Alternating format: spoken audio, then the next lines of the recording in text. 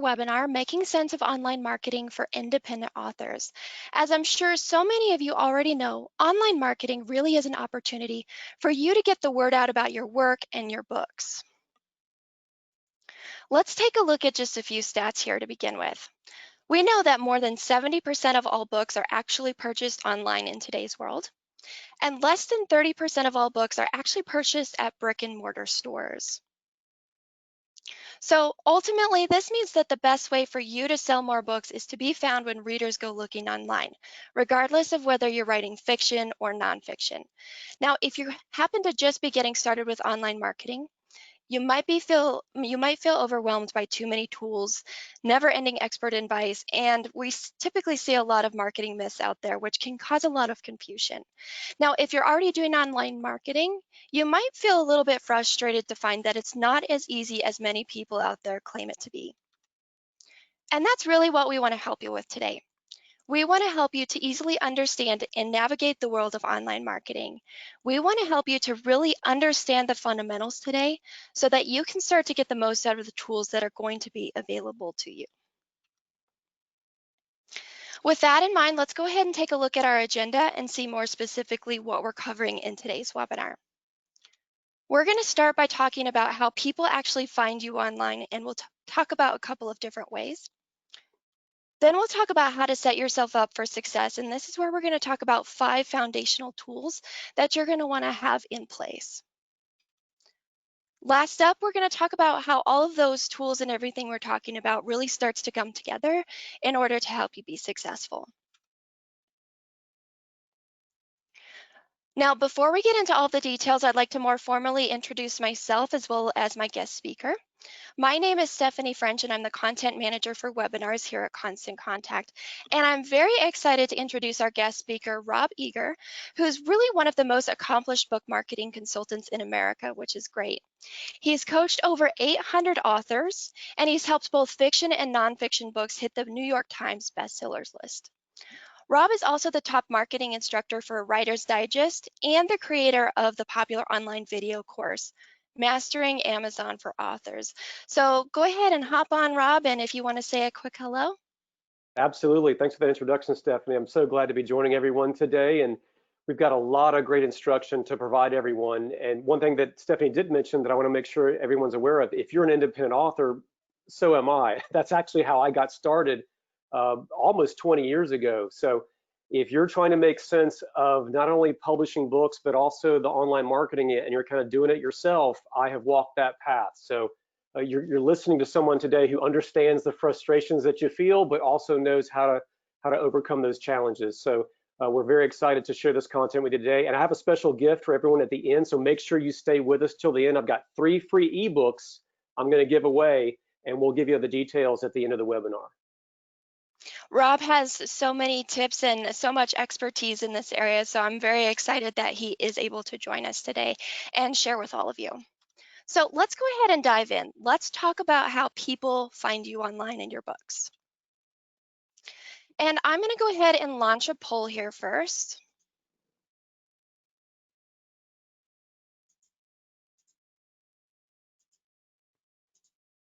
Oops, something happened there. I was going to launch a poll and that did not work. Oh, silly technical issues. Well, maybe we will skip that. Or actually, we'll just use the chat window here, the questions window on your end. I think I accidentally double-clicked it and then that closed it out. So tell us in the questions window, which book marketing tool do you think gets the best result? Is it social media, Facebook ads, Google SEO, email marketing, your author website, or maybe it's something else like ebook discount sites or book clubs? Go ahead and tell us in the questions window.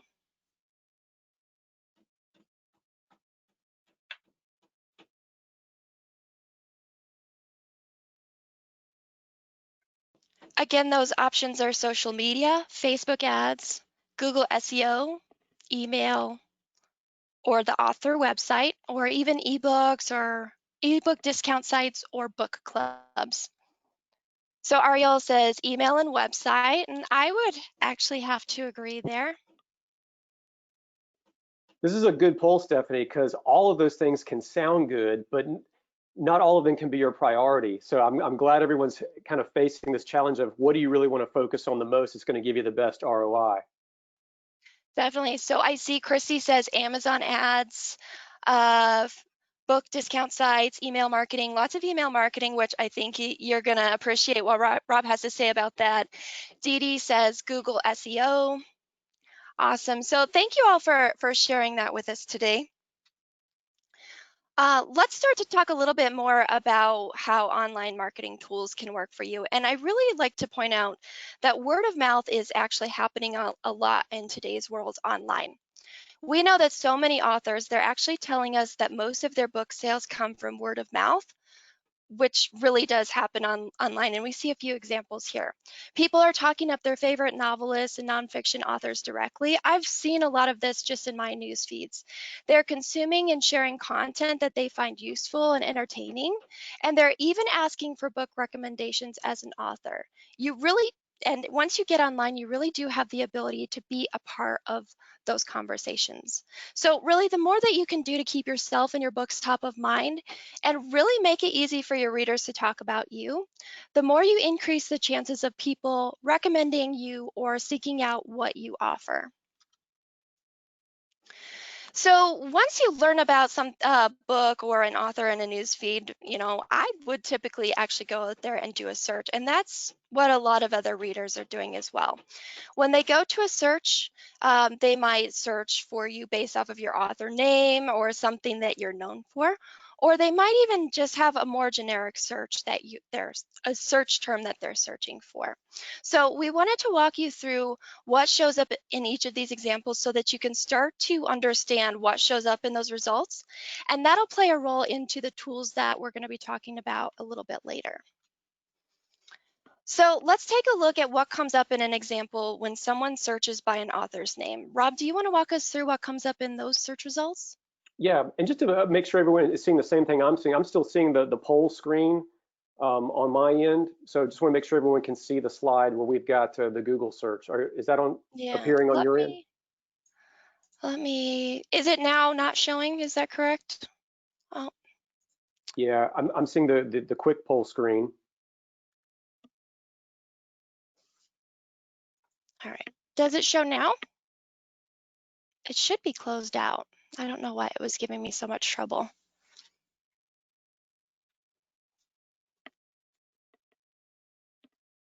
All right, let me try something here. Sorry about that, everyone. I'm not sure what's going on today.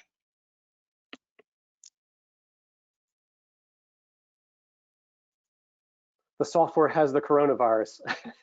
Here we Something go. weird Here is we happening. go. Perfect. All All right. right. So now Well, if you could walk us through what comes up in these search results. absolutely. And this is important. And this is why Stephanie and I wanted to start with this idea is that a lot of times when readers get interested in a book, they might have heard about it through a friend or a book club recommendation, maybe an author interview that they saw on TV. But a lot of times, yes, they'll go to the retailers, but a lot of times they're going to go on Google first and type in that author's name. And just as a quick aside, the example we used here, I have to be biased. My wife, Ashley, she loves reading Daniel Silva novels, so we chose him as an example to honor her. But what you'll see here, and this is real-time information that Google provides. If you type in Daniel Silva, one of the first things you're going to see is his author website, of course, because that's his online headquarters where readers can go learn more about him and all of his books. But then you're going to see a lot of retail listings, certainly Amazon, Barnes and Noble, a lot of these big bookstores, because they've got so much clout and so much traction with getting their products shown on Google. Those are going to show up in the first page of search results. You might also have some links to an author's social media pages. If they've got a presence on Facebook or Instagram or Twitter, that's going to appear. And then you're also going to see websites or popular bloggers where maybe they interviewed the author or they reviewed that author's book. Those are also going to appear. And these types of links and these types of listings, especially on Google, can drive a lot of traffic. And so that's why you want to be thinking about your foundation. If someone were to search your author name or your book title, are you going to show up early on in the Google search process? If you do, that's going to help you get a lot more sales. If not, you could be losing some sales. And we'll talk about some tips on how to maximize that. That's definitely true. You want to make sure that you're maximizing the opportunity that you have, and having a listing in, social media and even your author website are certainly going to play a role in helping you to show up in those search results. So the other side of that is maybe someone doesn't know about you specifically and what you write. They might go out there and they'll search for a more generic search term, maybe your book title or a genre. In this example, we'll look at spy thriller novels. Rob, do you want to walk us through what this looks like and what everything is that we're seeing here? Yeah, and this is important because there's probably going to be a lot more people who are going to search by genre or kind of topic versus the individual author's name. Especially right now, everything we have gone through this year with the virus and the crazy election, a lot of people could really use an escape. So there's probably a lot of people right now, they're typing in things like spy thriller novels or beach reads or English Regency fiction. Just they don't necessarily know who they want to read, but they do know what type of book they want to read. So being able to show up in search results listings of your genre can also be very helpful. Now, usually the types of links that are going to dominate those types of genre specific searches are going to be curated list of recommendations from the major news organizations such as the New York Times, maybe the NBC Today Show. I mean, there are a lot of organizations and journalists who put out curated list of books by specific genre. And of course, you're going to have the online retailers pop back up like Amazon and Barnes and Noble and Kobo and all the others. But there's also a lot of popular bloggers who can also get a lot of traction where they'll say, here are my top 10 favorite spy thriller novels or my top 10 favorite beach reads. And you'll see here on the example on the screen, that's what tends to pop up. Now, I know for some of you, you're thinking, but how do I get there? Well, it's some of those things are beyond your control, but you need to know that these things exist. What Stephanie mentioned earlier, having a good author website, having a presence on social media, those are things that you can control and you want to maximize that. We're going to do a little bit deeper dive on author websites in just a little bit, but we want to make sure that you're aware of these other aspects that they may not be within your complete control, but if you can get on those types of curated lists, they can make a big difference on your sales. Definitely. Just make sure you're showing up in those search results and maximizing any opportunity that you have. So as we start to wrap up this first section here, you ultimately want to make sure that you're showing up in a variety of places. It's not about using one tool versus the other, which is a common question I tend to see. And you want to keep in mind that people are eventually going to click through those various search results. You want to make sure that you can be found. The information that's out there is accurate about you and your writing and the books that you have. And it also needs to be answering some potential questions that readers are going to have about you. This ultimately means that they are going to form some opinions about their books, about your books, and they're going to ask themselves, is this book actually right for me? So you want to make sure you're there, you're present, you're engaging, and you're providing some helpful resources. That's what's going to increase the chances of people actually finding you and choosing your books. So that really sets a good foundation for us to start to talk about how to set yourself up for success. So we'll dive into some of those tools that are going to show up in the search results and a few others. Let's just overview what those 5 tools are. So a mobile responsive website, an email marketing tool. You want to be using at least one primary social media channel. You want to be using up-to-date Amazon listings, and you want an easy way to create content. So let's start to talk about each of them. And first up is going to be the mobile responsive website. A website should really be serving as the home base for all of your marketing activities, because in so many of these cases, you're going to be linking back to it from those other channels. So Rob, would you be able to tell us about the role that a website plays and why having a website is so important? Well, it really represents your online headquarters. And if you're new to publishing, maybe you're a first time or an aspiring author, you may not realize just how many books are now purchased online versus in the bookstore. The most recent figures, and these are good hard statistics that I've seen from different industry experts that have verified this, is that about 70% of all books, and this is probably about a year ago when I heard the statistics, so I'm sure it's grown because of COVID, over 70% of all books are now purchased online. And think about that, because probably 10 years ago, it might have been the opposite, where a lot more books were people browsing, walking into a brick and mortar bookstore looking for books that they wanted to read. That's not happening nearly in the way it did. Now people are browsing Google, they're browsing the retailers. So what this means is if you don't have an online headquarters in terms of an author website and people go browsing online, especially Google, Bing, and Yahoo and all the big search engines, if you don't have that online headquarters, it's almost as if you don't exist. So we really want to stress you need to have a professional quality, and it doesn't have to be a big or an expensive website, but it needs to be professional. It needs to be mobile responsive so it can look good on all different types of devices. That allows you to have that online headquarters where you know people can find you if they begin looking for you. And just one little quick myth that we want to clear up is that sometimes authors think they might need to have a different website for each of the different books that they might have written. And I would caution you against doing that. Not only is it more expensive, and most people want to save some money, but when you have different websites for different books, you're going to fracture your traffic, meaning people aren't necessarily going to know, well, where do I go to find out about which book? And not only can you confuse readers, more importantly, you can really confuse Google. And that's the last thing you want to do is confuse Google's algorithms to know where to send people to learn more about you. So I highly recommend that you just have one website and you have all of your books listed there in one place. You can certainly give each book its own dedicated page on that one website, but that's going to help you keep all the traffic in one place and you can maximize that to your advantage. That is such a good point and a common question that I've seen.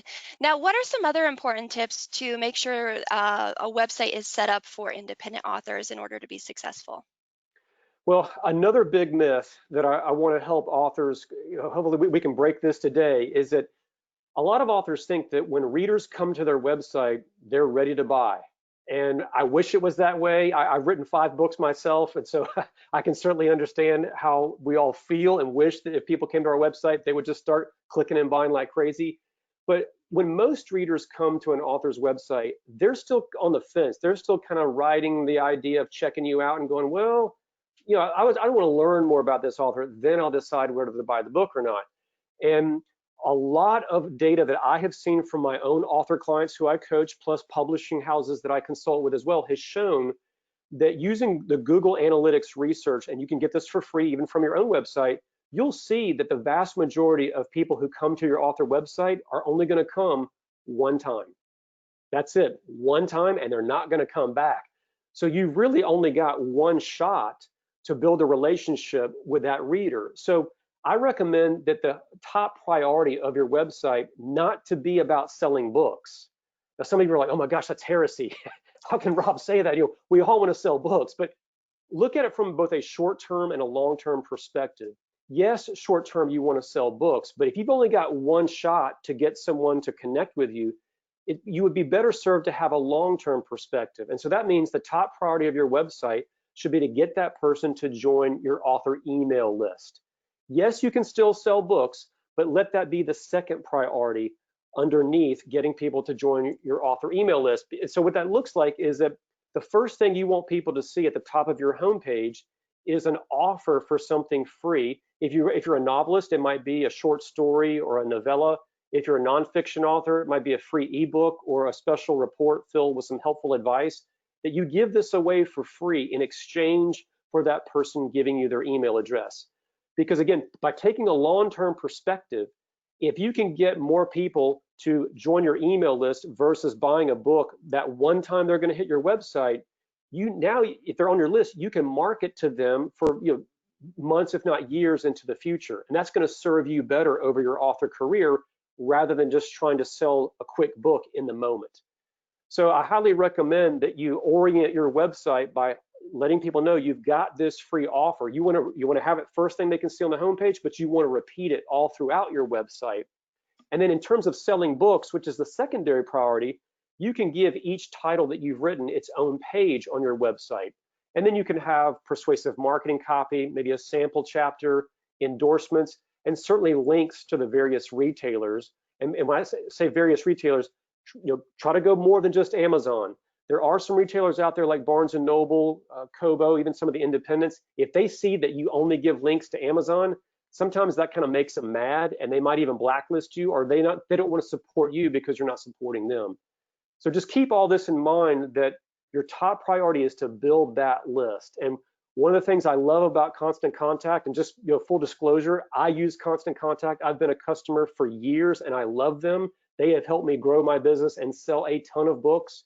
They also will help you build an inexpensive and very professional author website so they can be a great partner in this whole process. Thanks so much for that shout out, Rob. And I really loved your points about thinking in the long term. So many, authors and businesses in general, like they start just thinking about that most immediate goal as being sales. But getting people on your email list, that gives you the long term effect, and you can start to influence them later on by having them there. So let's talk a little bit more about email marketing, which is a really great segue. Can you talk about effectively using email marketing to drive awareness of your work and even book sales?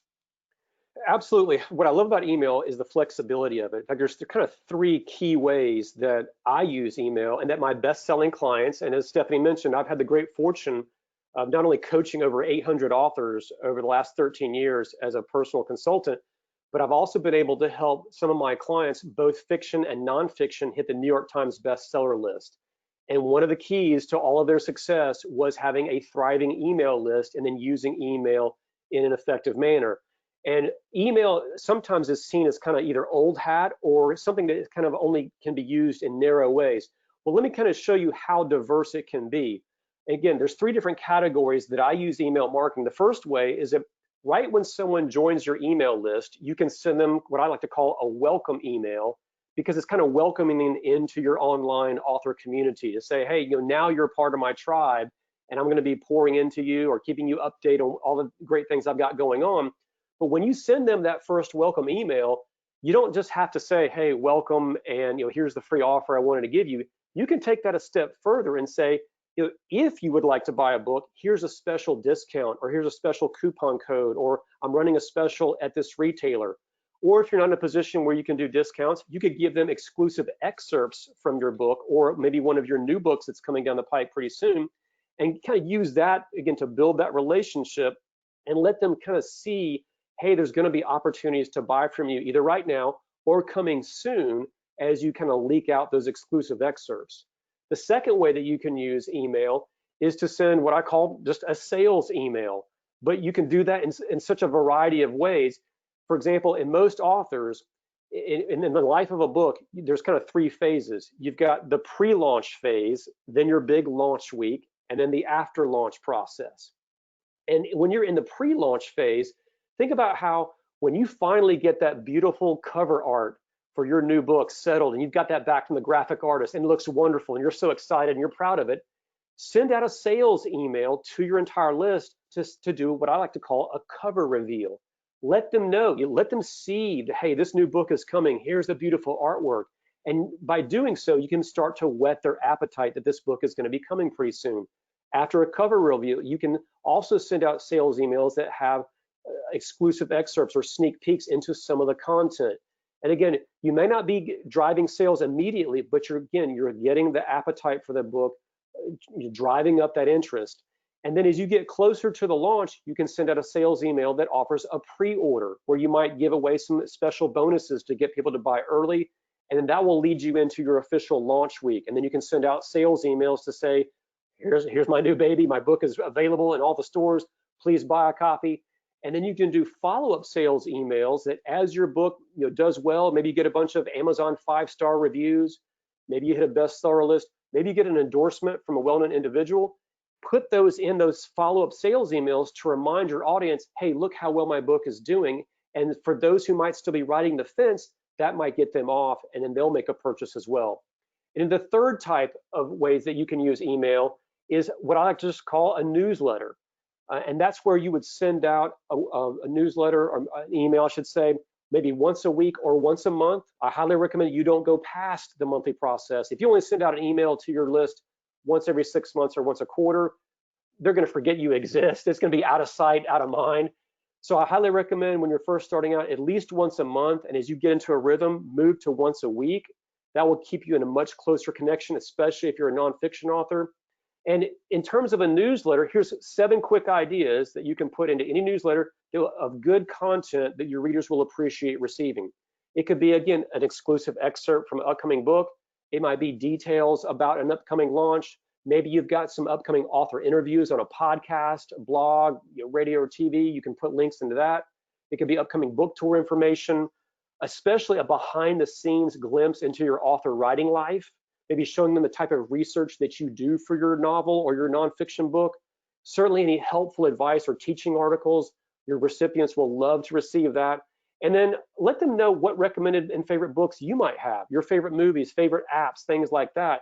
By you having it be a two-way street where you're pouring into your newsletter list, then that's going to make them look forward to receiving those emails on a regular basis from you. And you can do it in all these three different ways that we just described. And just real quickly, what I want to point out is that one thing that I love about Constant Contact that has really helped me grow my business is they have a feature that I don't know of any of their competition having this feature. When I send an email out to my own list, I can set a feature to be if someone has not opened that email within like 3 to 6 days, Constant Contact will automatically send that same email back to those people who have not opened it yet. That has increased my open rates by anywhere from 7 to 10% over and above what I was already getting. That has really helped me reach a lot more of my list, convert more into business and convert more into customers. So these are the types of things that I recommend that you check out in terms of considering Constant Contact as that source to be your email service provider. This is great, such powerful information in the tools, and also you shared so much information on types of things you can send. It sounds like it's really all about building that anticipation and staying top of mind with your email subscribers, which is great. Now, the next tool that we want to talk about today is actually social media. Would you be able to talk about some of the most effective social channels for authors to be on? Well, Facebook obviously tends to get the most attention because of their size. They've got the largest audience of any of them. So most authors will tend to gravitate there, and I certainly recommend that you kind of consider Facebook first. They tend to have more features in terms that, not only can you do a lot of more kind of flexibility with the posting that's available, you can do live videos where you can, put out a live video or maybe do a live Q&A with your followers using Facebook. They've also got a world-class advertising platform. But when it comes to social media, I do want to emphasize, just because I've just seen the data and I've had enough clients where I've worked with them and we've seen what has happened when you look at social media, can it be effective? The answer is yes. But for a lot of authors, it can also be a waste of time or a really big time suck. And all of the data that I have seen and that I have used to even grow my own business and help my best-selling clients hit the top bestseller list is that email marketing tends to be much more effective than any of the social media platforms. Now, again, that doesn't mean that you don't do social media. I want to be very clear. You should have a presence on at least one of the major platforms. But the downside with social media is that in many cases, you can be overwhelmed by all the different platforms that are out there, and that's going to cause you to have to spend that much more time. I see Stephanie's nodding her head going, oh yeah. And it can cause, not only can it cause analysis paralysis, it can cause you to lose a lot of time that could be used in much better ways.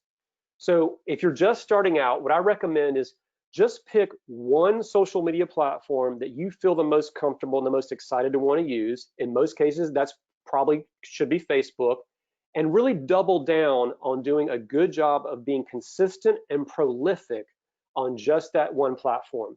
Now, when I say consistent and prolific, this is kind of what it takes these days to have a solid social media platform, or in terms of how often you post as an author. As I mentioned earlier, you can get away with doing email once a month or once a week, but if you want to be strong on social media, especially Facebook, you got to be posting about 5 to 20 times per week. That's right, 5 to 20 times per week. That can be a lot. And so if you don't want to do that, just hear me say you don't have to. If there's something you really want to double down on, then let it be email marketing. But if you want to use social media, pick one platform, but be really good at it, but be prepared. You're going to have to post on a pretty frequent basis. But by doing so, at least you're allowing yourself to get an extra reach to another set of readers by using social media. And that's what it's designed to do, is just give you that extra channel of exposure to get your book out to a wider audience. Definitely. It's not just about using, like I think I mentioned it before, not just about using email or social media or something else. You've got to, if you're going to use them both, you got to make sure you're kind of using them together. And I would say, as you're saying, Rob, really lean on email marketing as a place you spend a good chunk of time because you have a lot of value there. And just real quick, Stephanie, if you Now, don't mind throwing yeah, this in, just for those who might still be kind of thinking, oh, Rob's just saying this, let me give you just a 30-second details of my own clients. I worked with a client 2 years ago who had over 1 million Facebook followers, over 1 million. And you would think, oh, that author, he would have rocketed to the top of the bestsellers. He he barely he got just below making the bestseller list. He was so frustrated because his social media audience didn't respond. Where I have other clients who have email lists of 50 to 100,000 people, they are routinely hitting the New York Times bestseller list. So those are just some case studies I can pass on just to kind of show you the difference. that's awesome because on social media as well, you also have algorithms that can often work against all of the work that you're doing. And, you don't own the channel, so they can change that algorithm at any point in time and really mean you lose out on some of the work that you've done. So, uh, Absolutely. let's talk a little bit more if you're going to use social media about what to actually post. And we typically say these fall into three buckets: driving awareness, driving action, and also generating engagement. Could you talk a little bit more about some specific examples for each of these? Yeah, as I just mentioned, again, if you're going to do social media, you're going to need to be prolific and consistent. So here's some ideas of how you can do that. You can use awareness to let people know my book exists, or here's what's in my book and why you might enjoy reading it. And so what that can look like is you can post quotes from your books or even short excerpts. I have a lot of clients who they might take a one-liner out of their book, maybe from different chapters, and they kind of rotate. They'll just pull some different snippets out and they'll put that as a Facebook post, or they might put it visually as an Instagram picture, and so that way people can see it. And if it's a spicy quote, a lot of times they can get their fans to share that and to kind of help them then spread word of mouth that way. The other aspect would be driving action, and that means in those posts, or maybe aside from doing quotes and excerpts, you might have a certain special discount that you're running for a limited time. You could do a post on that and say, here's the link to the retailer that's offering this discount. Or maybe if you're selling products or ebooks directly off your own website, then you can link to that page where people can get that deal. So you can use social media to drive action, and I recommend that you do regular price discounting throughout the year. You don't have to do it consistently, or don't you don't want to do it where you lose your profit, but maybe like once every 6 months, drop your book down 30 to 50% off just to help get an extra spike of interest. And then the third aspect would be engagement. And this is where, as you are posting in the two previous ways we just described, you're probably going to get some comments where your fans or your followers on Facebook or Instagram or wherever, they're going to kind of give you some feedback, either positive or even sometimes negative. And you want to pay attention to that. You don't want to ignore your followers, because if you don't respond to comments, then your social media platform just kind of feels like a boring one-way street where you're just talking at your followers. So when you see that someone leaves a comment, take a little bit of time, maybe just 5, 10 minutes, every other day or just a few times a week, to go into your social media channel and respond to those comments, answer questions from fans, thank them for participating with you. Because by getting those questions, at least you're seeing that's a sign of interest that people are wanting to connect with you. So by responding to those comments and creating more of a two-way street, you'll have a much better relationship online using the channel of social media. And that's just a great way to really show your personality. And I would say, if an author tweets me back or answers my question or even just responds to my comment, I'm going to be super excited and I'm going to be even more apt to keep following you. So great information. Now let's talk about the next tool that we want to talk about, which is Amazon Listings and Review. That's the fourth tool. What are some of the listings and review sites that authors should make sure to get a profile on? There are three important ones, and the analogy that I would suggest, maybe to help explain what we're talking about, is that if you have a business, say like a small business, like a bakery or a restaurant or a flower shop or whatever, if your local business is going to survive, you got to make sure your business shows up on Google, and Google provides ways for local businesses to list themselves, where they can have a map and their hours of operation and the address and things like that. As authors, you might think, oh, well, that idea doesn't really apply to me. Actually, it does, though. You do want to have listings on the places where people are constantly going to look to buy books. And there's two key places where that tends to happen. There's Amazon and there's Goodreads, which ironically happens to be owned by Amazon. So Amazon will give you a place for each one of your books. If you sell books on Amazon, they give each of your titles its own, well, what I call a book detail page. It's one page on Amazon's massive website dedicated to all of the details about your book, the cover, the marketing copy, all of the reviews that customers might leave, your author name, your author bio, endorsements, things like that. So you have, and if you're a traditionally published author, your publisher will generally do that for you and get that listing set up. If you're an indie author, it's your responsibility to do that. But the big mistake I see a lot of authors make, even some of my best-selling clients, is after maybe 6, 9, 12 months go by, you kind of forget about that original listing or when your book first appeared on Amazon's website, and you kind of forget about it. And if you don't keep it fresh and updated, it can grow stale. And what I mean by that is if you get a best-selling award, maybe you win a writing award, you get an endorsement from someone who's famous, maybe you sell a certain milestone, or you're just getting a lot of 5-star reviews, you need to go to your book detail page and add that information because it will help you close and convert more sales. So I can't stress how important it is to make sure that your book is listed on Amazon and that it looks good and professional. Another big mistake I see is that people will have their marketing copy as one huge giant blob of a paragraph with no like small sentences, no line breaks. Amazon shoppers can't read that. So just even small things like that, you need to make sure that your book doesn't look unprofessional when Amazon shoppers see it. Otherwise, you will cost yourself a ton of lost sales.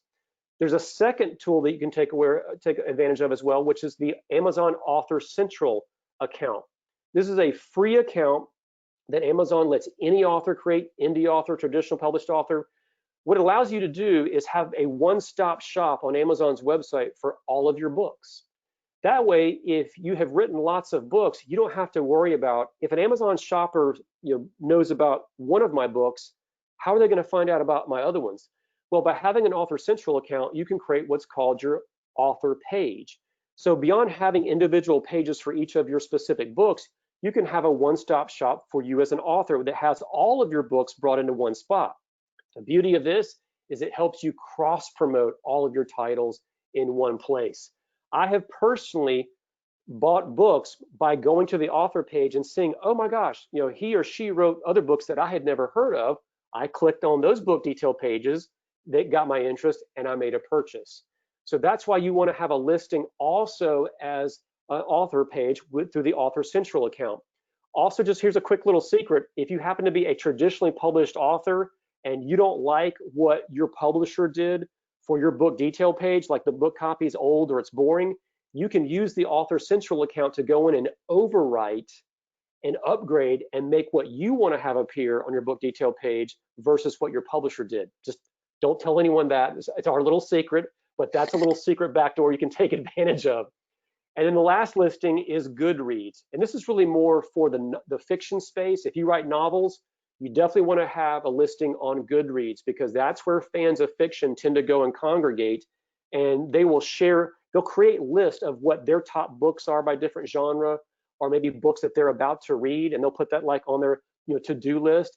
Other readers can see those lists, and if they see your book appear, then again, it's cross-promoting and helping you get that extra exposure. It's a great form of digital word of mouth.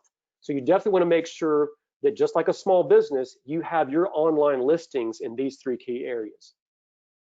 That's awesome. Really great, important listings that you want to make sure that you set up. Now, I've heard you talk about making updates to the information on those pages over time. Are there any other key pieces or tips that people need to think about in terms of their Amazon listings and even the reviews?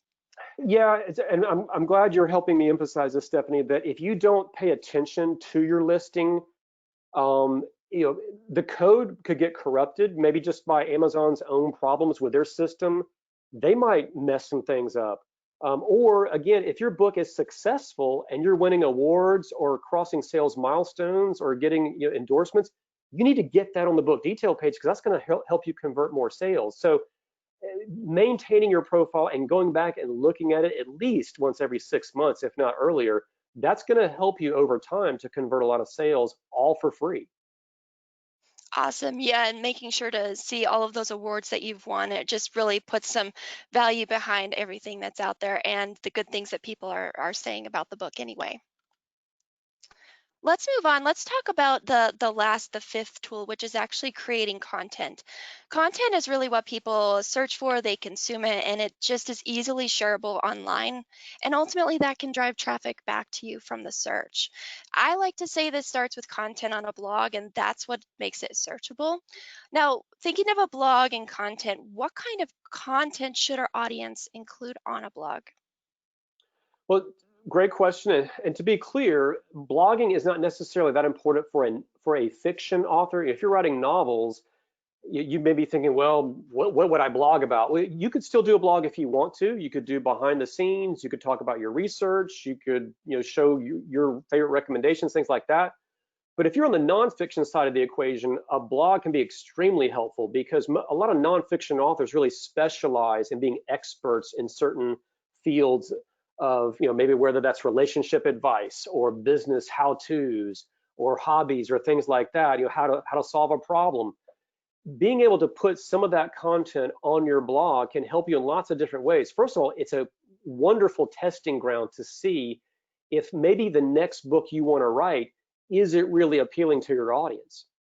For example, if you're thinking about writing a book on business leadership, you might could share some of those new ideas you've created about leadership skills and write a short article and put that on your blog post and see if your audience responds to it. If they do, that's a good sign that there might be a real market and a real appetite for your to do a book on that.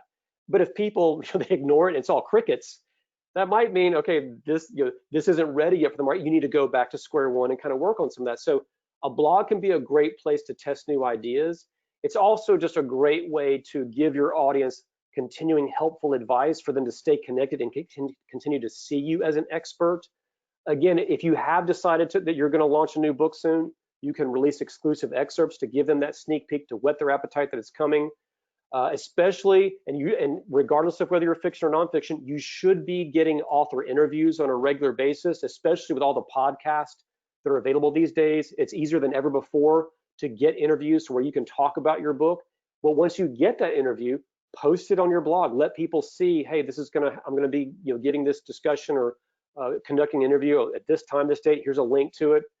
As I mentioned earlier, behind the scenes glimpses of your writing life and recommendations of your favorite movies, apps, books, hobbies, things like that. There's plenty of things that you can do to put on your blog. And especially when it comes to giving out the helpful advice, in some cases, Google might pick up that article or that blog post. This has happened to me in the past year where I wrote a blog post called The Insider Secret to the New York Times bestseller list. And Google actually picked that up and has ranked me as one of the top experts on how the New York Times bestseller list works. And so Google has now put me on page one search results for anyone who's searching for that type of content. And that has driven, thousands of people my way, all for free. So this is one of the kind of the side benefits of blogging that can be extremely beneficial, when you can kind of tap into that Google love, as we call it in the industry.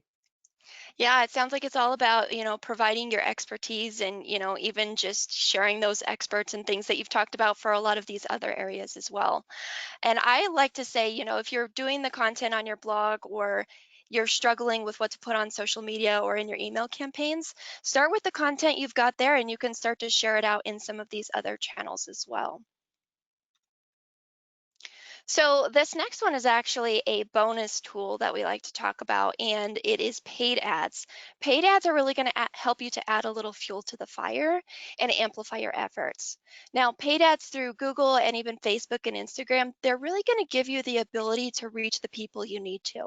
They really give you the ability to target people based off their location and interests and really hone in on who your right target audience for your book is. Now, whether you're looking to drive website traffic, traffic, sales, or simply grow your email list, we have what are called lead ads. What kind of strategies or advice do you have for our authors who are maybe looking to run their first ad? Well, one of the secrets I found when it comes to running successful online ads is you've got to have a hook. And what I mean by a hook is some sort of headline that arouses the viewer's curiosity right out of the gate. Here's a couple examples that I've used successfully with my own ads. And we're talking about, certainly Facebook, Instagram, LinkedIn does ads now. What I mean by a hook would be a line that says like, "Are you dreaming of?" and then you fill in the blank, or "The ultimate guide to," fill in the blank, or "Insider secrets to," fill in the blank. That's what I mean. And there's unlimited ways you can do a hook, but that's what I mean is you need to have language that arouses the viewer's curiosity, because if they don't get their curiosity piqued, they're not going to read the rest of your ad. And so all the money that you're going to spend on the ad is going to be wasted. So always make sure that before you think about what do I want to promote and how much money do I want to spend, don't go down that road until you think of what's the hook that I can create first. I recommend don't move forward with ads till you got the hook. Once you got the hook, then you can have more confidence to feel like, okay, now I know my budget or my targeting or whatever. Now, what I've also found though is, you remember earlier in this webinar, we talked about the difference between a short-term and a long-term perspective. One thing that you can consider when you run online ads is, yes, you can use ads to try to sell copies of your book immediately, and that can work. But I have found for authors, it's better to have the long-term perspective where you use an ad, and yes, you're spending money to do this, but you're using the ad to promote something that you want to give away for free, like a free short story or novella or a nonfiction ebook packed with helpful advice, to get people to join your email list. And people, some authors will say, "But Rob, am I flushing money down the toilet to do that?" No. If you use Facebook ads, for example, to build your email list that much faster, that's going to come back to help you in many ways over time going forward. You'll be able to have a bigger launch team list. You'll be able to have more people to tell about your new book. As your new books become backlist, you'll have a bigger audience to remind them that even though your book isn't necessarily new, it's still beneficial. So I recommend that you think about ads both from a short-term, but especially a long-term perspective. That's amazing. Yeah, that's definitely a theme I've picked up from you in our past conversations and even today. Think about in the long term so that you can really, reconnect with people. And the nice thing about lead ads is you pay to reach them once, get them on your email list, and then you own that email list. So really That's great right. points And, there. and again, another thing I love about Constant Contact, any email that you send out through Constant Contact's platform has an easy add-on option that if you want to buy Facebook ads to get that email blast or whatever you're sending out to a wider audience, Constant Contact makes it easy. So if you feel like Facebook ads might be a little bit too complex, or you're kind of new to that whole thing, Constant Contact has that built into their system in a much more simplified, easy to follow fashion. That can be a great starting point for independent authors who are just beginning to kind of wade into the pool of online advertising. Definitely. I have tried running ads through just Facebook. No idea what I was doing, but once started doing it in Constant Contact, it was so much easier. But again, before you run ads, you want to make sure that you have these 5 tools in place. Again, they're mobile responsive website, an email marketing tool. Make sure you're focusing on one primary social media channel, Amazon listings, and then that easy way to create content, because that starts to fuel areas or the information for your ads. So let's go ahead and quickly talk about how this all really starts to come together in the end to work for you. So like I said, you need a mobile responsive website. It needs to look great no matter what device people are using to view it on. And your website should be used as a resource for potential readers. Again, not just selling books, as Rob was saying. Make sure you're thinking about the long term again and capturing email addresses from your website visitors. It really is the way that you can start to have an influence on them later on. And then continuing the use of email marketing, Rob suggested using welcome emails or a series of emails. And you want to make sure you're using a variety of content to show your expertise, stay top of mind, and also promote your books in a variety of different ways. For social media, it's all about really interacting and engaging with people on social media. Don't forget, if someone asks you a question or even leaves some sort of comment, that's an opportunity for you to show your personal side and not just that you're managing your social media there and just pushing out content and talking at people. You can share content for generating awareness, answering those questions, and really driving action, which in the end can lead to your book sales. And then don't forget about those Amazon listings and review sites, those three important sites to be listed on. And you can also engage with those reviews. That's going to allow you to build more trust. And you can also say thanks when they leave you a review as well. And then don't forget about that fifth tool, which is content. Content is really what can help you to get found online. And this is where you can demonstrate more of your writing style, more of your personality, and really show your expertise by answering some specific questions for your readers. Last but not least, don't forget about the power of paid ads to really amplify your efforts. Again, you need to make sure you have all of those 5 foundational tools in place first, and then you can use them to grow your email list, drive traffic to your website, and really expose your books to more people and even get more sales. Facebook and Instagram options are a great place to start if you've never run any ads before. Rob, do you have any other quick tips that maybe you want to leave the audience with today? Well, there was a theme that kind of continued throughout our entire discussion, which was build that big email list. If you want to be a successful author, especially an independent author where you're doing all this on your own, the bigger you get that email list, the more the control stays in your hands. And then another real secret, people always ask me, since I've had the blessing, the fortune, whatever you want to call it, of being able to help multiple clients hit the top bestseller list, I always get asked, what was the secret? How they do it? Well, they garnered a lot of pre-orders because pre-orders will accrue and count towards your first week of sales. How do you get a lot of pre-orders? You got to have a big email list. So, and the other big secret to having a really, really super successful book launch is create a big book launch team where you have an army of your fans go out and be word of mouth warriors to tell the world about your new book. How do you build a big book launch team? It goes back to your email list. So that's really the foundation of all this. And to have a good solid email campaign and use email marketing in a powerful way, you're going to need a powerful ally. That's why I use Constant Contact. And again, I'm not being paid to say this, folks. I'm doing this webinar because I have used Constant Contact personally for the last, gosh, I think it's almost like 7 to 9 years. I've forgotten how long I've been using it, but they always keep growing their features. I have been running a very successful 6-figure consulting practice and author business using Constant Contact as one of my primary partners. So if you're trying to decide, well, who can be someone that I can trust to use email and be that email ally for me, you're at the right place. And before we go, just let everyone know, if you found today's content helpful, I've got more for you. I've got 3 free ebooks that I'm happy to give away. You can see them on the screen here that Stephanie put together.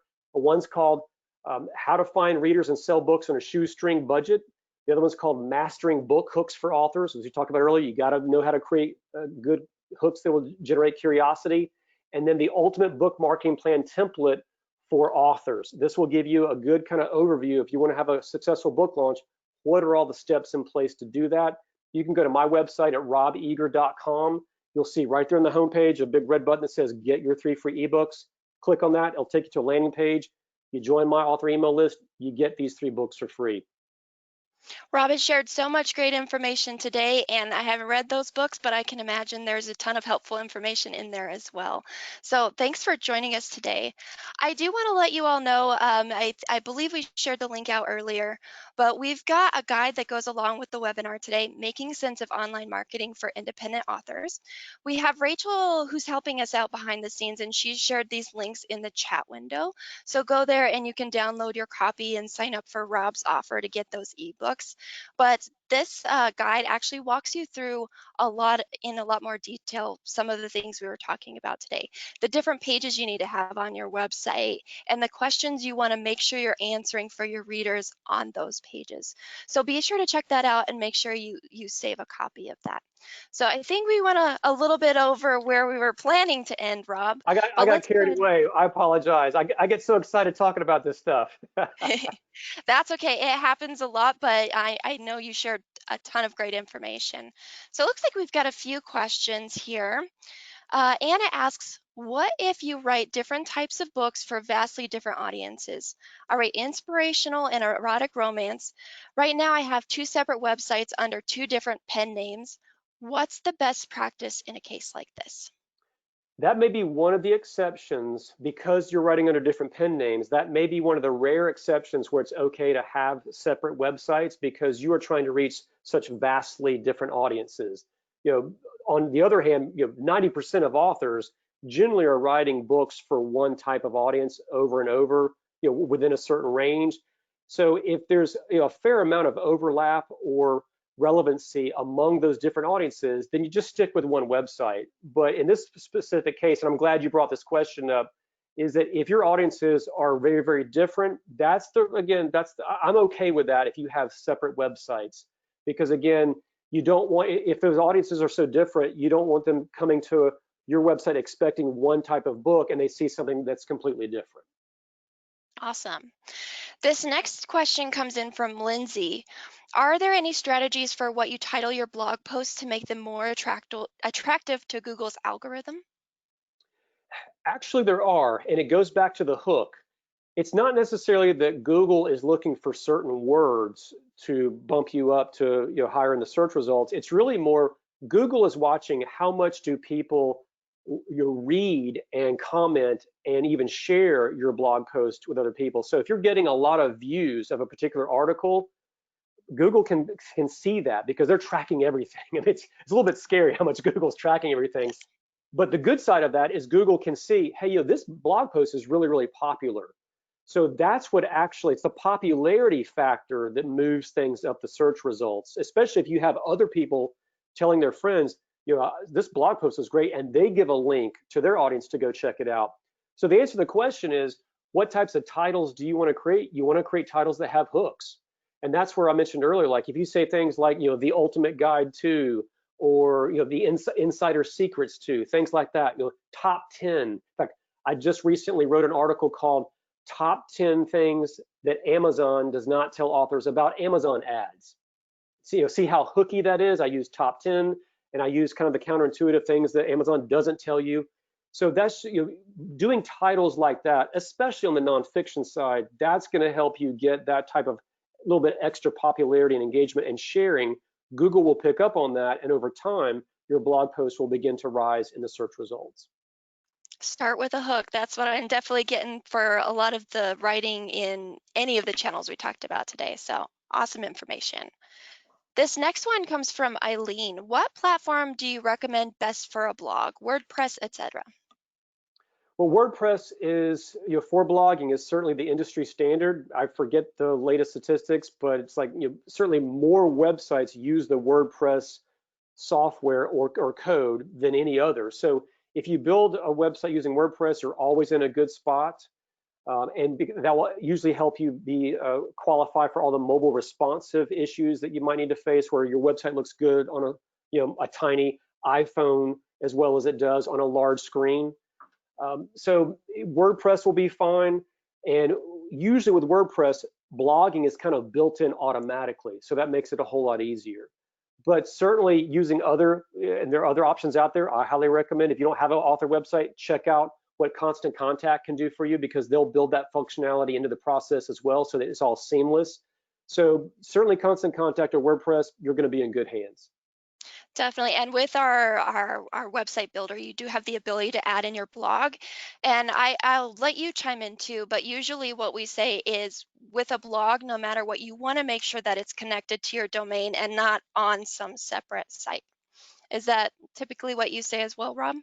That's right, because we talked about earlier, if you have it on a separate domain, then again, it's almost like you have two separate websites, and that's fracturing the traffic, and that that can confuse your readers, and worse, that could potentially confuse Google, and you don't want that to happen. Don't confuse Google because it is kind of the standard and where everybody goes to do their search, or most people, I should say. Marilyn asks, how can you engage with reviews? Is this on Amazon? Not necessarily. Yeah, you can't engage with customer reviews on Amazon. With Goodreads, there might be a little bit more flexibility in how you can communicate and talk and kind of respond to what people might post. Usually with reviews, it's going to be more about, or in terms of communicating two ways, it's going to be more about social media, where people might leave a comment on Facebook or Instagram and you can respond to that. So if there was some confusion, probably what we meant to say was that someone may say something nice about your book on social media, and you definitely want to, and you have the ability and you should respond to that. Yeah, definitely. All right, this next one comes from Chrissy. How do I build an email list? I don't have any traffic coming to my website and thus don't have people signing up. I'm so glad that question was asked. It's the age-old chicken or the egg, especially when you're just getting started. There are several ways you can grow your email list if you're just starting out from scratch. Some of it you can do for free. Some of it you can do if you have a budget to spend. Let's talk about the free ways first. Ways you can grow your email list for free would be to partner with other authors who already have an audience, and they will let you have access to their audience. Now, some of you may or may not have that, but you need to know that this option is out there, because you can't pursue it if it doesn't even cross your mind to think about it as an option. Meaning that you could do a joint webinar, just like I'm doing a joint webinar with Constant Contact right now. You could do a joint webinar with another author where especially if you write in a similar genre, you could get on and do a joint webinar and do Q&A, talk about your favorite books, things like that. And your agreement with the other author is that you get to keep the email addresses of the people who sign up for that webinar. I have lots of clients who do this. In fact, I have done it myself this year, and I've easily added over 1,000 people to my own email list by doing different webinars with other authors and other people in my space of book marketing. So you can join forces and be friends and do it like that. Another way for free is to get author interviews on podcasts, radio programs, TV shows. And when you get that author interview, at the beginning of the interview and definitely at the end, you let people know you've got some free content that you're giving away on your author website if people join your email list. Whether that's, again, if you're a fiction author, it could be a short story, a novella. If you're nonfiction, it could be a free ebook, an audio download, a exclusive video. So those are the ways you can build your email list for free, because essentially, like you said, if no one's coming to your website, you're kind of hosed. You're like, well, what do I do? Then you need to go where other people have already congregated in large numbers. So those are tactics you can do for free. On the paid side, you can buy Facebook ads and use those ads to promote the free content that you're giving away on your website in exchange for your email address. And again, you want to take a long-term perspective here, because some authors would say, well, am I just going to be giving Facebook all this money and never get it back? No, I mean, you have to spend money to make money. Now, you don't have to spend more than you're comfortable with, but it is recommended you spend a little bit of money on Facebook ads to help build your email list, because again, if no one's coming to your website, you got to go to where the people have already amassed in huge quantity. And the beauty with Facebook ads is they will let you hyper target and find the perfect type of person who would be interested in your free content or the type of books that you write. So that way you don't have to feel as concerned that you're just flushing money down the toilet, because you know you're kind of getting that offer and that ad in front of the right person who's more likely to respond. So those are ways you can do both for free and for paid. So don't feel like you have to be stuck. You can take actions in those two different ways. A lot of opportunities there. So I see we're a little past the top of the hour. I want to be respectful of everybody's time, but I do see we have just a few more questions. Rob, do you have a few more minutes we could stay online and address them? Absolutely. Awesome. And for any of you who do need to go, just remember this is being recorded and the questions here at the end, so you can catch the answers to them. So, all right, let's go on to the next one. This one is from Edward. Do you like Hootsuite for management of multiple social media outlets? And I'm not sure if you've played with this tool in Constant Contact. We've actually allow you to do that within Constant Contact these days. You can connect, your Facebook, Twitter, Instagram, and LinkedIn in there, and then you can just push out those messages to the different platforms. Did you have any input there as well, Rob? Stephanie, you nailed it. And I'm glad this question was asked because you're right. If you're trying to manage multiple social media platforms at one time, it can just take up so much of your time. Yes. And Hootsuite is one of those options out there that will enable you to just create the content for posting on one site, but then they'll get it on all other sites for you. But you don't have to spend extra money or time on Hootsuite. It's already built into the feature-rich services that Constant Contact offers. So as Stephanie recommended, that's already built in. So if you go with Constant Contact, you don't have to worry about it. That feature's waiting for you to use. Definitely. And you don't have to log into a whole nother platform to do that. You can just do it while you're managing your email campaigns and everything else. So this next one, actually, it looks like it's a two-part question from Rick. I've done Facebook advertising, but I'm not familiar with how to use Constant Contact in conjunction with Facebook ads. And then what are the benefits of combining these together? Well, when you send out an email campaign, whether that's a newsletter or a sales email, there's always an option where you can add on Facebook ads to that email campaign, which will allow you to target either specific audience of people that you know are the right fit, or a lookalike audience, or a custom audience. And Stephanie can certainly speak more to the features that are built in. But rather than you having to leave your email platform and go to Facebook and figure out their very complex system, I mean, just for those of you who stay till the bitter end, I'll share you a secret. I spend a lot of money on Facebook ads, but I don't do it myself. It's just too darn complex. I hire a third party to do it for me, but I'm using it at a very high level. When you're just getting started as an independent author, you should definitely check out Facebook ads, but you need to do it in a way that's manageable and not so overwhelming. And it's pretty impressive how Constant Contact has boiled that process down, where you don't have to learn all of the different coding, all the different algorithms, all the different things, all the different fields you have to figure out if you do Facebook ads through their platform. It's been simplified and a lot easier to use through the tool that you can do directly through your Constant Contact account. I assure you, any of you joining us today can go in and set up a Facebook ad. And if for any reason you run into trouble along the way, we do have a wonderful support team who's here to help and answer any questions that you've got. It's already included in your Constant Contact plan, and you do just pay for the leads themselves. So it looks like that was all of the questions that we've got. I'm hoping we're not missing any, but as far as I can tell, it looks like we've got all of them. Rob, I want to thank you so much for joining us, and thank you again for staying after to answer all of these great questions and providing your expertise with us. I want to thank you all attendees for joining us today, and I hope you all have a wonderful rest of your day and many successes with your books. Thanks, Bye now. everyone.